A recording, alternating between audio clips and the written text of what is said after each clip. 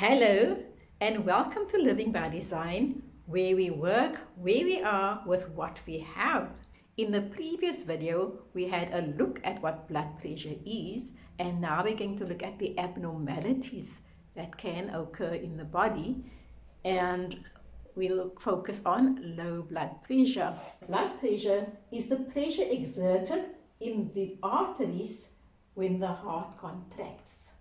And the stronger the contraction, the more the pressure and the easier the blood will flow. But there may be many obstacles to that. If a blood vessel is too wide, the heart may find it harder to get the blood through a wider blood vessel, and because the pressure is less. So if our blood vessels are wide, the pressure drops. The reason for a widening may be varied. It may be due to shock, due to heat, because when it's very hot, the blood vessels dilate. That is, it gets wider so that more blood can get to the surface to get the heat out. And that can cause the blood pressure to drop tremendously as well. And that is why people often faint when it is hot.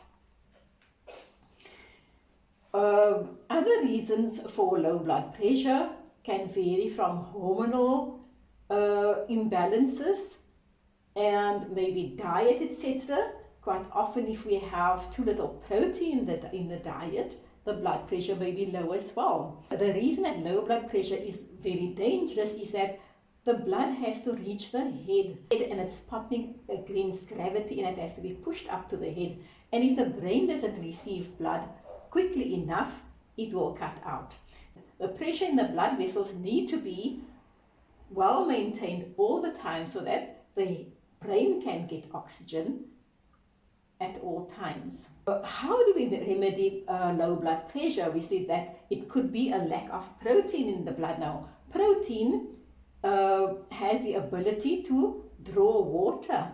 So if we have enough protein in there, the blood may draw water from the surrounding area. There will be more blood in the system to allow the pressure to increase.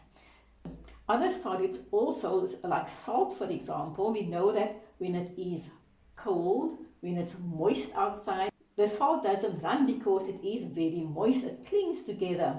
Now in the same way in your body, if there's salt in the blood, it will draw water and it will increase the blood pressure. But if you encounter sporadic low blood pressure and you need to push it up quickly, have a little bit of salt and water, maybe even a little bit of sugar with it, or have something with enough protein. If your blood pressure is persistently low, you need to consult a doctor.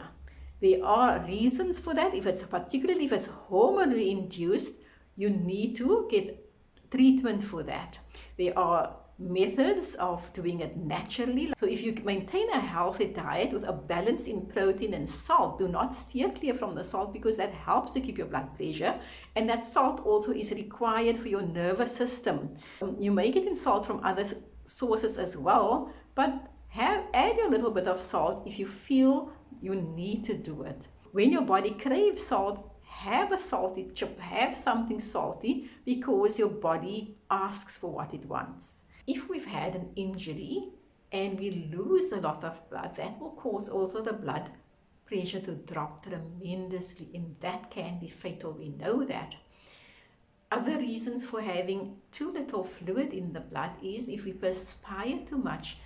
Diuretics also, if we lose too much water through our urine, for example, we may lose a lot of minerals that help to keep the water in the blood system, and that helps draw water also. So that will also cause our blood pressure to be low. Food substances like garlic and celery and certain herbs and even certain fish helps to keep the blood pressure low, and it's not good if you already suffer from low blood pressure.